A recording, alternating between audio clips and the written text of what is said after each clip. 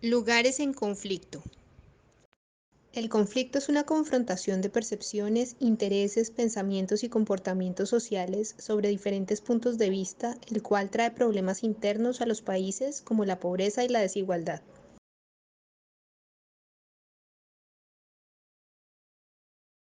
Hoy en Draw My Life, George Floyd.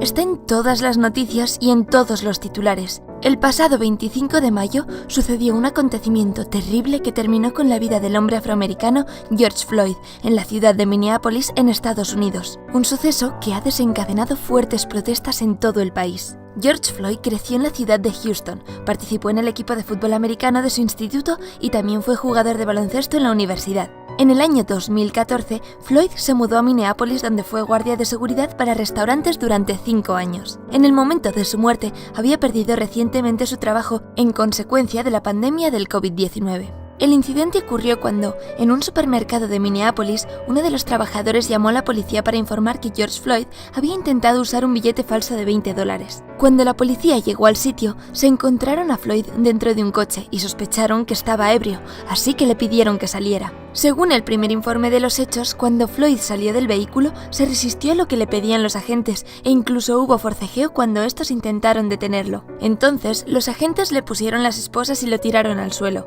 Uno de ellos le puso la rodilla en el cuello durante 7 minutos, causando la muerte del hombre de 46 años. Sin embargo, un testigo de lo ocurrido logró capturar el momento con el móvil. El vídeo fue subido a las redes sociales, donde llamó la atención de los usuarios. Poco después salieron a la luz más vídeos del incidente desde otros ángulos, y en ellos se desmentía la información que habían dado los policías, ya que Floyd nunca se resistió a las peticiones de los agentes. Esto provocó una fuerte respuesta por parte del público, que pedía justicia por Floyd.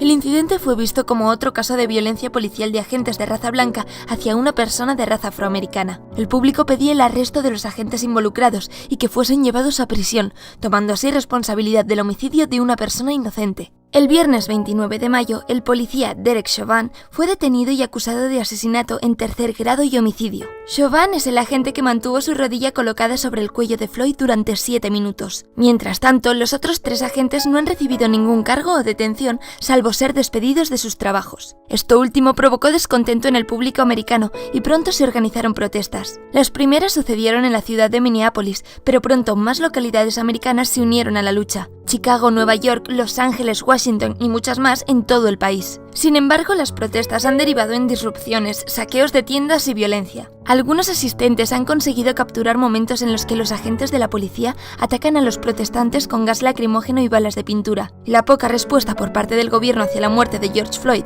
y las detenciones de los agentes solo han aumentado el enojo del público y han hecho que la lucha por justicia sea más intensa. También se han dado protestas pacíficas en las que no se ven policías atacando a los protestantes, pero el movimiento Black Lives Matter es ahora el foco de atención. Este movimiento defiende que, al igual que la raza blanca, las vidas de la raza afroamericana también importan y el racismo no debería existir, menos viniendo de parte de los cuerpos de policías. George Floyd no es el primer caso de violencia policíaca y no es el primer caso que deriva protestas masivas por todo el país. Las protestas siguen ocurriendo y la lucha por justicia aún continúa. En este momento debemos unirnos y ayudar, en la medida de que podamos, a las comunidades que más lo necesitan. Recuerda dar like a este vídeo y si no quieres perderte ninguno, suscríbete. ¡Hasta el próximo vídeo!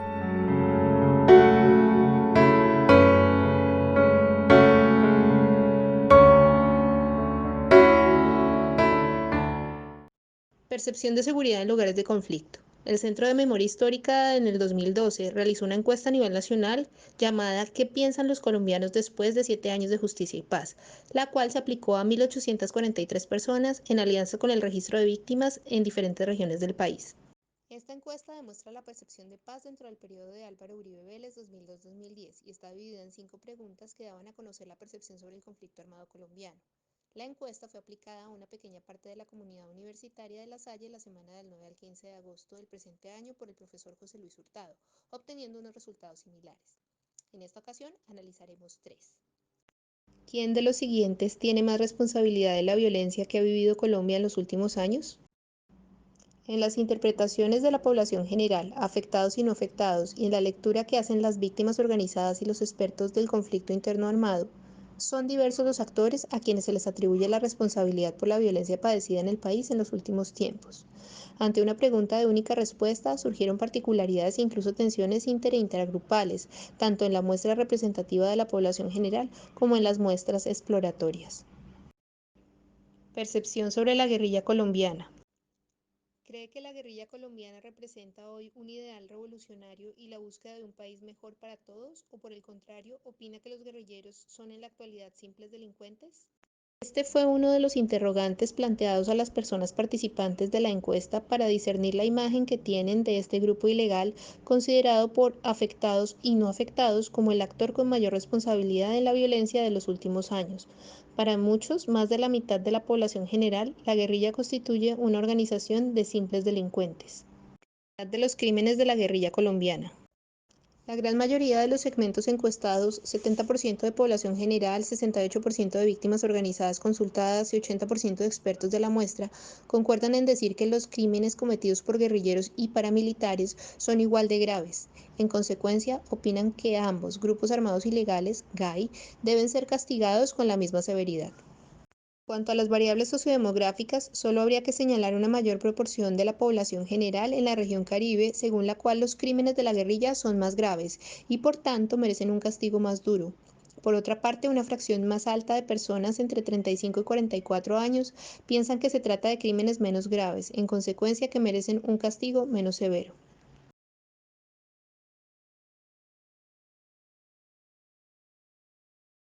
Esta es la historia del conflicto en Colombia en 3 minutos.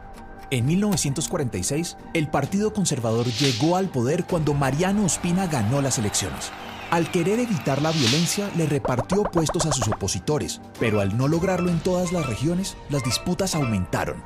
Poco a poco los abusos de poder y la compra de armas por parte de los liberales empezaron a anticipar un enfrentamiento.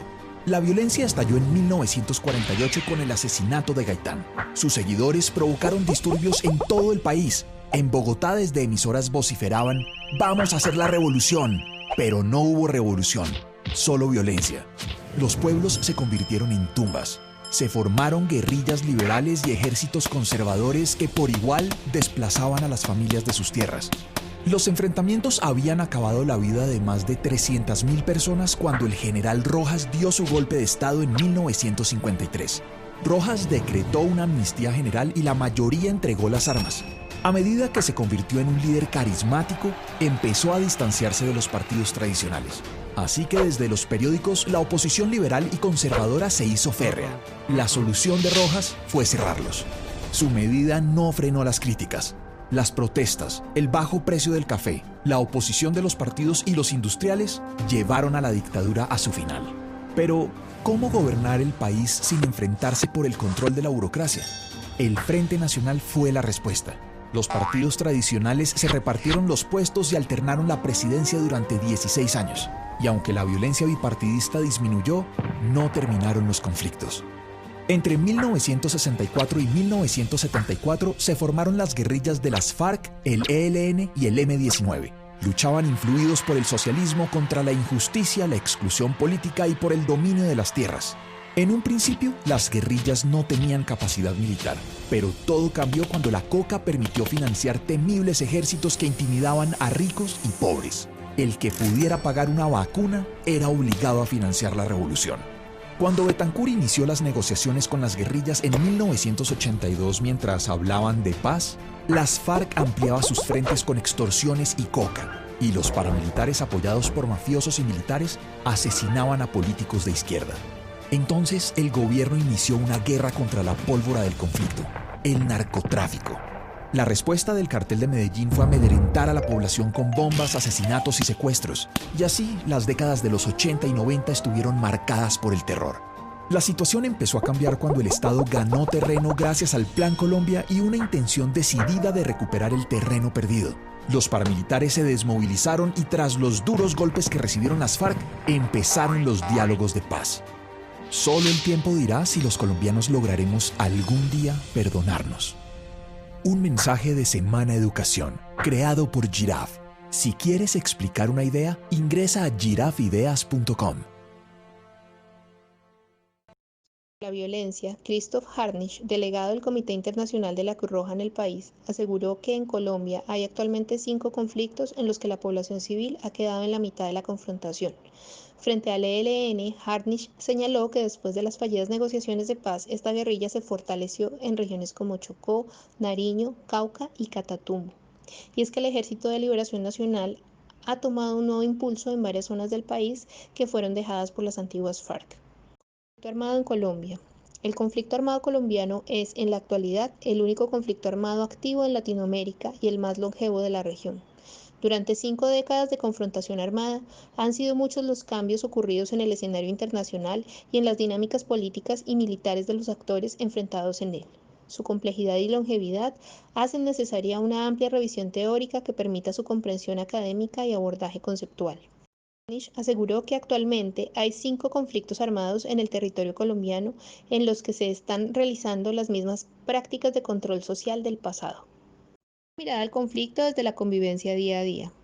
El conflicto está presente en todas las escalas y desde nuestro propio barrio pueden emerger diversos choques. Es así como la mayoría de las veces presenciamos o en otras circunstancias somos parte del conflicto. El cine colombiano nos lo ha recalcado. La película Como el gato y el ratón del año 2002 muestra el conflicto vivido en una comunidad de un barrio informal, conflicto que nace desde el concepto mostrado en el siguiente gráfico: resiliencias territoriales. Crisis por la energía eléctrica por la no disponibilidad del servicio, causa de negligencia del Estado. Acercamiento a las resiliencias territoriales, raíz del cambio. La vivencialidad de estas transformaciones es algo sumamente importante y que se agradece bastante en el proceso académico. Aquí se evidencia lo anteriormente descrito en la película Como el gato y el ratón. Una constante adaptación a los conflictos territoriales y la apropiación del territorio en pro de la transformación por parte de la comunidad, ya que el Estado no es eficiente en estos casos de desigualdad. La cultura es de vital importancia para el desarrollo de una comunidad en cuanto a que promueve nuevas actividades con el fin de apartar el conflicto y por el contrario generar estos espacios de diálogo tan necesarios. El Potosine es la muestra de cómo la gestión que comienza en la comunidad se puede llevar a cabo. Educación en la ruralidad. A causa de uno de los conflictos en el país, el conflicto armado, otra de las resiliencias territoriales abarca el ámbito de la educación, ya que al sufrir por el desplazamiento forzado, muchos de los padres carecen de las formas para brindar educación a sus hijos. Aún así, existen personas que, pese al conflicto de una u otra forma, buscan alejar esta huella. Como reflexión general parcial a este enfoque del conflicto, en las resiliencias territoriales y las resiliencias sociales en conflictos de maneras de actuar y la relación con sus espacios, se plantean nuevas acciones de conexión y articulación para la disolución de este tipo de conflictos.